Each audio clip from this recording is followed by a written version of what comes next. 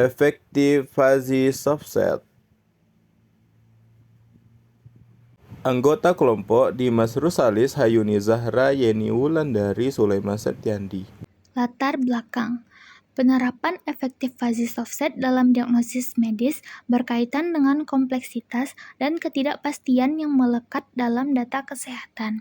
Dalam dunia medis, seringkali terdapat ketidakjelasan atau ketidakpastian dalam informasi, dan FSS menyediakan kerangka kerja matematis yang dapat menangani aspek ini. Penerapan FSS dapat membantu mengatasi tantangan dalam diagnosis dengan memperhitungkan tingkat keanggotaan suatu elemen terhadap suatu himpunan, memberikan fleksibilitas dalam menggambarkan ketidakpastian, dan memfasilitasi pengambilan keputusan yang lebih akurat.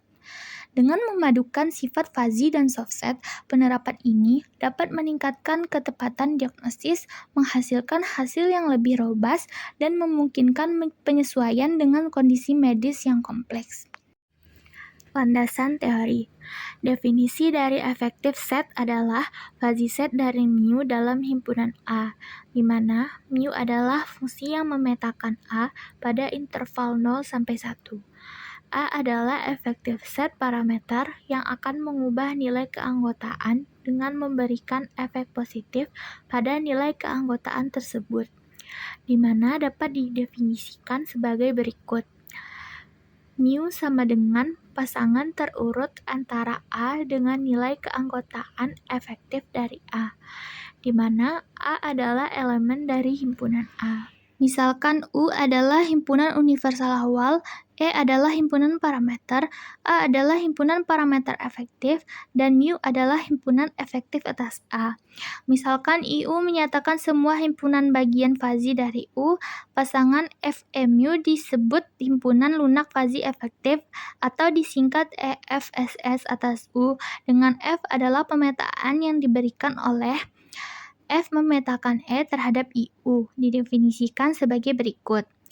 Fuzzy subset efektif berisi pasangan antara objek dengan nilai keanggotaan efektifnya, di mana XJ adalah elemen dari himpunan objek yang ada pada U, EI merupakan elemen dari himpunan parameter pada E, di mana untuk setiap AK elemen dari A. Jadi kecerdasan komputasi terapan dan komputasi lunak dengan kata lain adalah nilai keanggotaan dari efektif fuzzy subset terdapat dua ketentuan. Yang pertama, jika seandainya nilai keanggotaan dari fuzzy subset berada pada interval 0 sampai 1, maka nilai keanggotaannya adalah nilai keanggotaan pada fuzzy subset ditambah dengan perkalian antara nilai non keanggotaannya dikali dengan jumlah dari total keanggotaan yang ada pada efektif fuzzy subset, dibagi dengan kardinalitas atau banyak anggota di A. Sedangkan jika nilai keanggotaan fuzzy subset di luar interval 0 sampai 1, maka nilai keanggotaan dari efektif fuzzy subset akan sama dengan nilai keanggotaan yang ada di fuzzy subset itu sendiri. Selanjutnya masuk ke studi kasus. Nah, misalkan P adalah himpunan dari 4 pasien rumah sakit, yaitu P1, P2, P3, P4.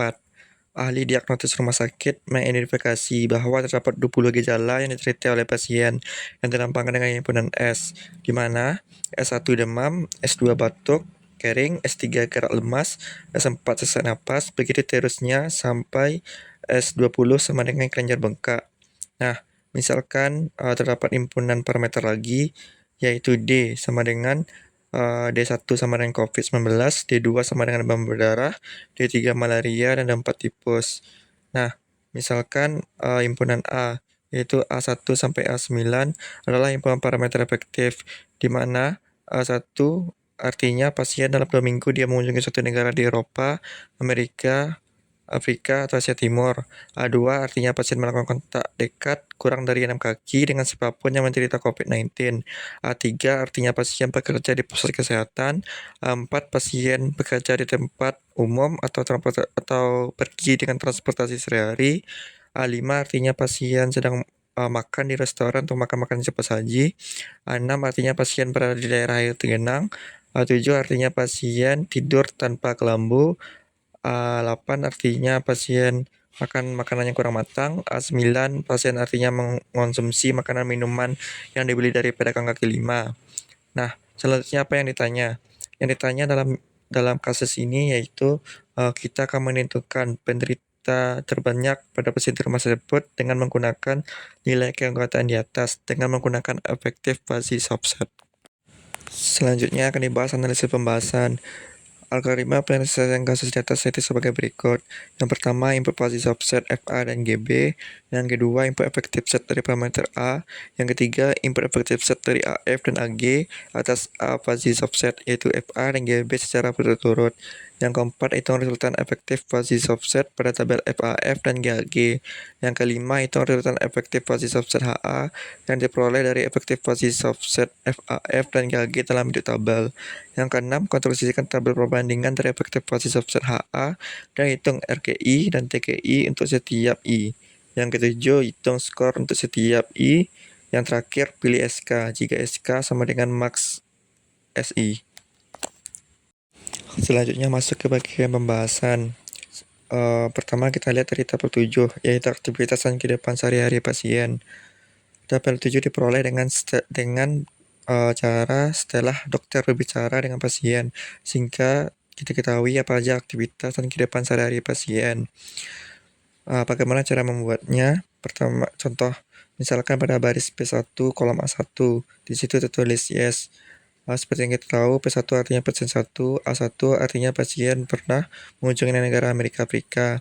Karena di situ tertulis yes, artinya pasien 1 pernah mengunjungi negara-negara tersebut. Contoh lainnya yaitu pada baris P3 kolom A9, di situ tertulis no. Seperti yang kita tahu, P3 artinya pasien 3, A9 artinya pasien pernah makan makanan kaki 5. Karena di situ tertulis kata no, berarti pasien tidak pernah memakan makanan kaki 5. Begitu seterusnya dilakukan sampai pasien 4 hingga terperoleh tabel 7 yang ditampilkan ini. Selanjutnya kita ingin membuat tabel 8. Tabel 8 ini adalah hubungan antara parameter pada soal dengan penyakit. Ini diperoleh dengan keakuratan para ahli. Contohnya nih, yaitu pada baris D1 dan kolom A1. Di situ tertulis yes. Berarti menurut para dokter, para ahlinya beranggapan bahwa D1 itu kan penyakit COVID-19, sedangkan A1 itu artinya dia pernah mengunjungi negara, berarti ada kaitan, makanya ditulis yes. Mungkin contoh lainnya pada baris D2 dan kolom A2, terus itu ditulis no. Seperti yang kita tahu, D2 itu penyakit demam berdarah, sedangkan A2 itu artinya dia melakukan kontak dekat dengan siapapun yang tidak COVID-19. Berarti dokter berasumsi bahwa tidak ada hubungan antara parameter dengan penyakit, makanya di situ tertulis no.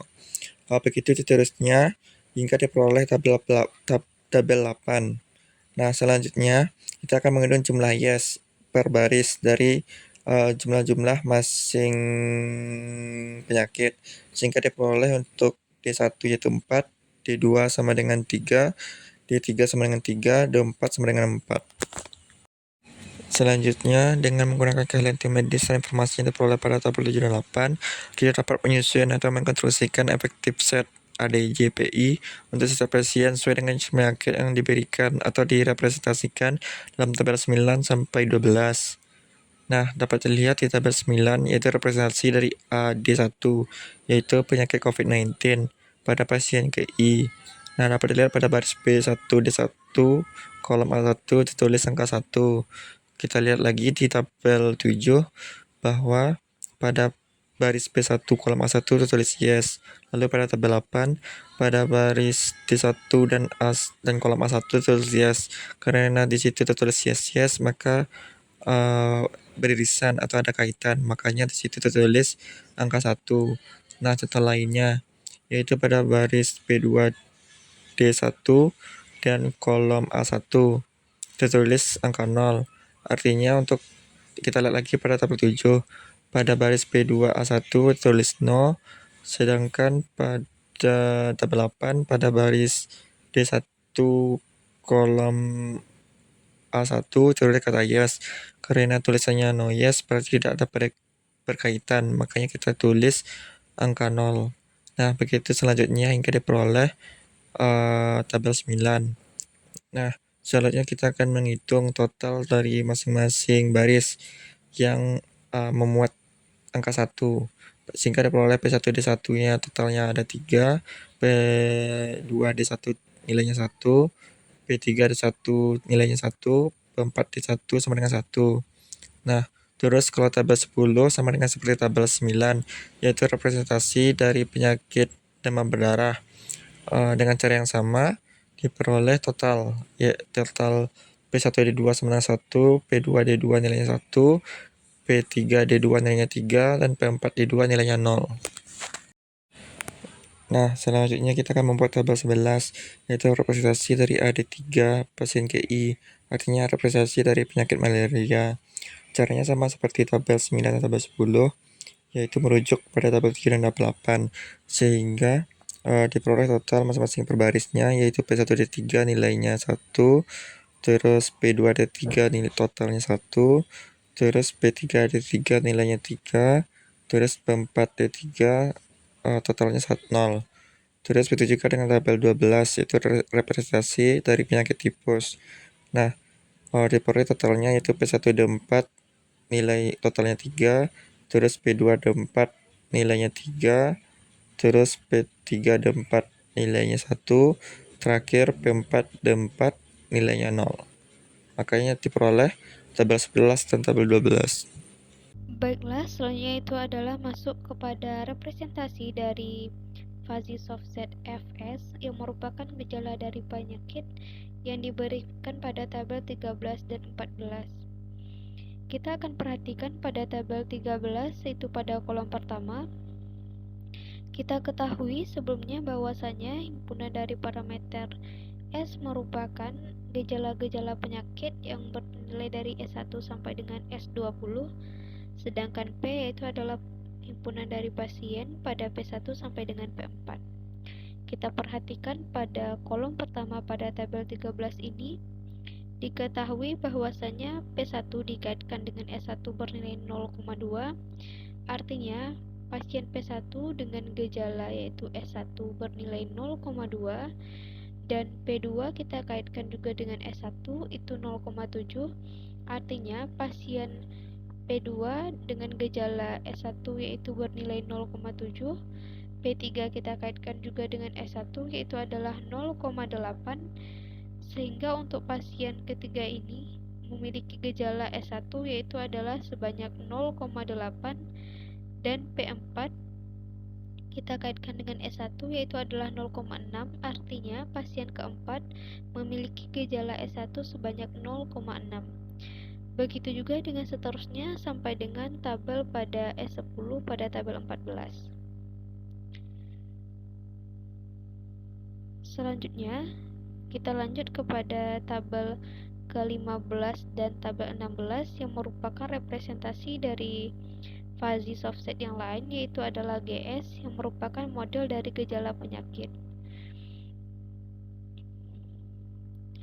Untuk tabel 15 dan tabel 16 ini itu adalah dikaitkan antara jenis-jenis penyakit yaitu D1 sampai dengan D4 dengan gejala-gejalanya dari S1 sampai dengan S20. Untuk kolom pertamanya artinya D1 itu adalah penyakit COVID-19 memiliki gejala yaitu adalah demam. Itu nilai keterkaitannya itu adalah 1, sedangkan D2 yaitu adalah demam berdarah. Kita kaitkan dengan demam yaitu adalah nilai keterkaitannya bernilai 0, sedangkan D3 yaitu adalah penyakit malaria. Saat kita kaitkan dengan demam yaitu keterkaitannya juga 1, dan D4 yaitu adalah penyakit tipes, kita kaitkan dengan gejala S1 yaitu demam, yaitu juga keterkaitannya juga bernilai 1. Dengan demikian tabel 15 ini dan tabel 16 ini kita peroleh nilainya seperti berikut.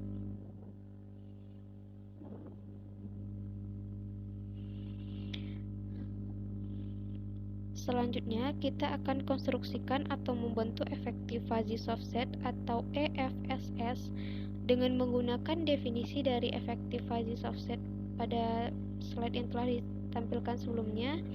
Dan kita juga akan menggunakan tabel 13 dan tabel 14 yang merupakan fuzzy offset fs. Dengan demikian nanti kita akan memperoleh tabel 17 sampai dengan tabel 24. Untuk contohnya kita akan menyusun tabel 17 dan tabel 18. Untuk tabel 17 dan tabel 18 ini nantinya kita akan mengaitkan antara parameter D1 dengan effective fuzzy offset fs.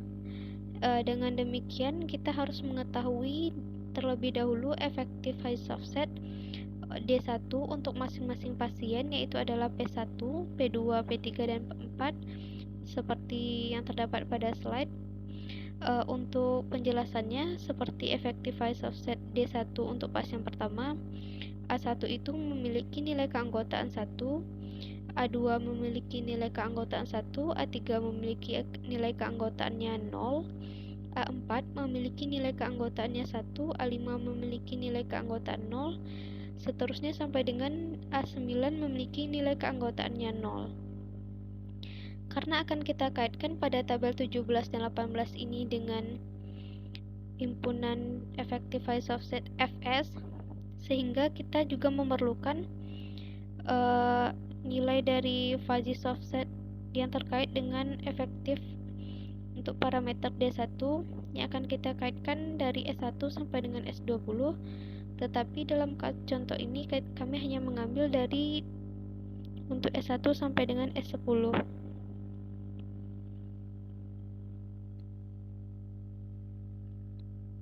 Untuk penentuan dari nilai keanggotaan pada effective fuzzy offset itu terdapat dua cara seperti yang telah dijelaskan pada sebelumnya. Yang pertama, jika seandainya nilai keanggotaan dari entry-entry pada fuzzy offset itu bernilai antara rentang 0 sampai dengan 1, maka untuk nilai keanggotaan pada effective fuzzy offsetnya itu adalah nilai keanggotaannya ditambah dengan nilai non keanggotaannya dikalikan dengan jumlah dari effective fuzzy offset A, kemudian dibagi dengan kardinalitas dari A itu sendiri.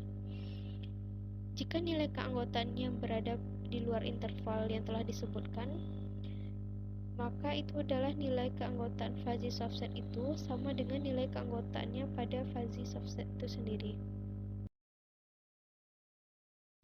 Baik, selanjutnya kita akan menentukan nilai keanggotaan pada tabel ke-17 dan tabel 18.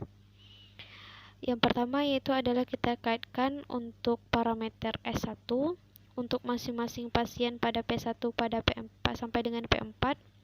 Artinya kita akan membentuk pada nilai pada kolom pertama dari tabel 17.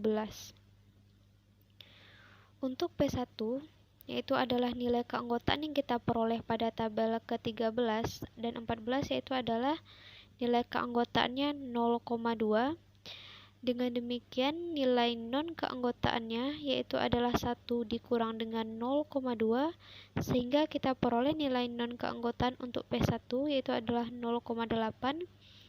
Kemudian akan kita kalikan dengan jumlah dari effective fuzzy offset yang terkait dengan parameter S1 itu sendiri yang kita peroleh pada tabel ke-9 untuk yang D1 ini bernilai 3, kita bagi dengan kardinalitas dari A itu sendiri bernilai 4.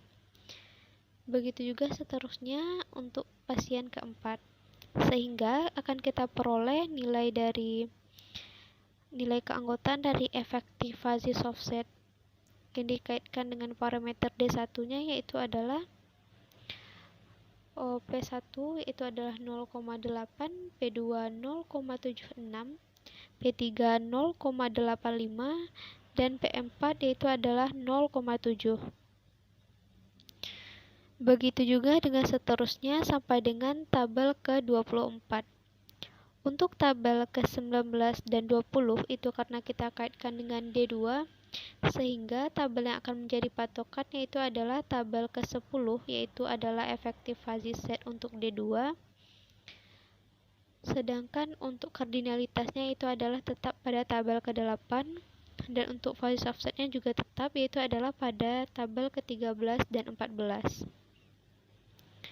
Dan untuk tabel 21 dan tabel 22 itu merupakan hasil dari penggabungan antara tabel ke-11, yaitu adalah effective phase set untuk D3, kemudian itu untuk kardinalitasnya juga terdapat pada tabel 8, dan untuk phase offsetnya pada tabel ke-13, 14. Begitu juga dengan tabel 23 dan tabel 24 akan kita peroleh dari tabel ke-12, yaitu adalah efektif phase offset untuk D4, kemudian untuk kardinalitas dari A itu terdapat pada tabel ke-8, dan untuk phase offset itu terdapat pada tabel ke-13 dan 14. Terakhir, kita akan menghitung tabel skor untuk mencari kesamaan antara setiap baris pada tabel 15 dan 16 dan mencari nilai maksimum untuk setiap pasien dan penyakit yang terkait dengan nilai-nilai tersebut menggunakan rumus sebagai berikut, yaitu adalah SPI, DJ sama dengan sigma dari L sampai dengan 20. Kita akan mencari nilai minimum dari efektif phase offset yang ada pada tabel 17 sampai dengan tabel 24. Kita kaitkan dengan nilai keanggotaan pada efek phase offset yang ada pada tabel 15 dan 16, yaitu phase offset GS. Kemudian kita akan membaginya dengan nilai maksimum antara nilai keanggotaan pada phase offset pada tabel yang sama, itu 17 sampai dengan 24, yang kita kaitkan dengan phase offset yang ada pada tabel 16, 15 dan 16. Karena pada tabel 25 ini kita mengaitkan antara pasien dengan penyakit yang dideritanya. Dengan demikian kita akan sehingga rumus ini akan berlaku. Untuk kasus ini, untuk J-nya yaitu adalah 1 sampai dengan 4, yaitu adalah banyak penyakit, yaitu D1 sampai dengan D4. Dan I yaitu adalah banyak pasien, yaitu P1 sampai dengan P4. Dan untuk L yaitu adalah banyak gejala yang diderita oleh pasien-pasien tersebut, yaitu himpunan S dari S1 sampai dengan S20. Kita ketahui sebelumnya bahwasanya jika kita gabungkan antara tabel 17 dan 18 itu, kita akan mendapatkan tabel dengan kolom sebanyak 20 dan baris sebanyak 4.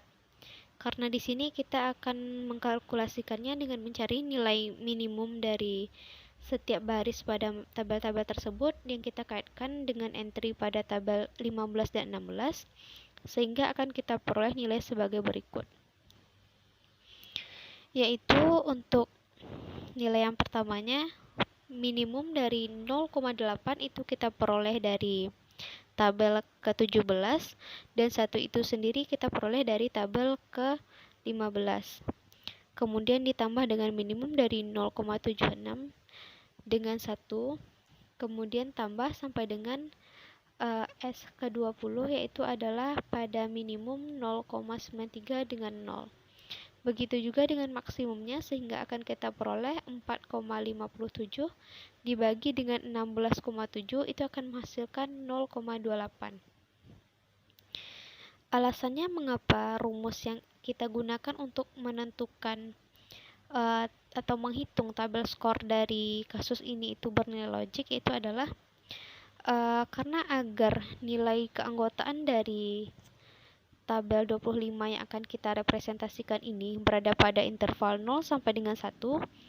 Dengan demikian kita akan menghitung nilai minimum, total dari nilai minimum pada masing-masing baris pada tabel, kita akan bagi dengan nilai maksimumnya, sehingga nilai keanggotaannya akan tetap berada pada interval 0 sampai dengan 1.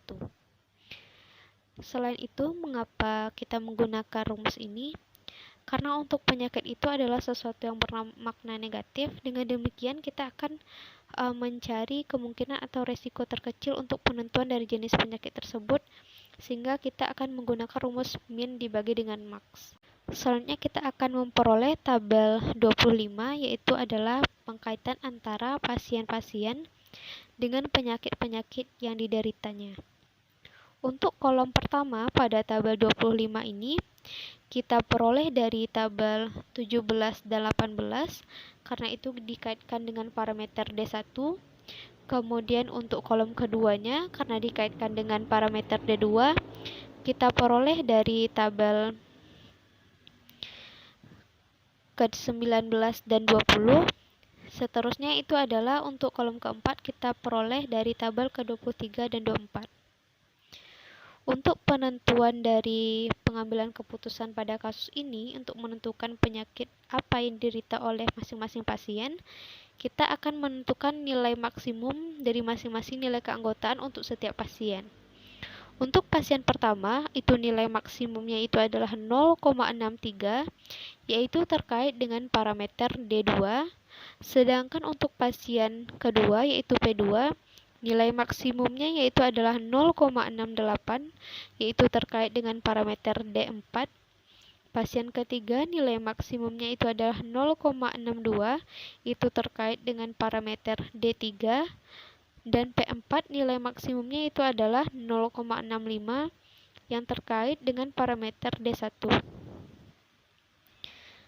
Dengan demikian, dapat kita simpulkan berdasarkan nilai skor yang telah diperoleh pada tabel 25 tersebut, diperoleh bahwa pasien pertama ia menderita penyakit demam berdarah, pasien kedua ia menderita penyakit tipes, pasien ketiga menderita penyakit malaria, dan pasien keempat ia menderita penyakit COVID-19.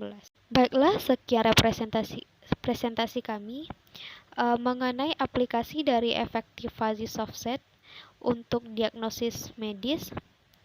Jika ada kesalahan dalam penyampaian kami, mohon maaf. Kami sudahi dengan Assalamualaikum warahmatullahi wabarakatuh.